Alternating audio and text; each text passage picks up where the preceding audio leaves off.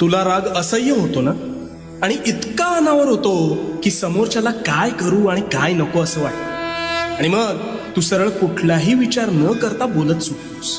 हो ना? पण हा राग म्हणजे तू स्वतःच स्वतःभोवती लावलेली आग आहे, हे तुला ठाऊक आहे का? अरे याने समोरच्याचं नुकसान होत नाही, तर सर्वस्वी तुझं नुकसान होतं. त्यामुळे आता ह्या भडाग्नीवर नियंत्रण कसं प्राप्त करायचं ते सांगतो. शांतपणे. तू रागात असतोस त्यावेळी तू सर्वात अविचारी असतोस, म्हणून तू त्या आवेशात हवं नको ते बोलतोस, आणि बोललेला शब्द हा कधीच परत घेता येत नाही.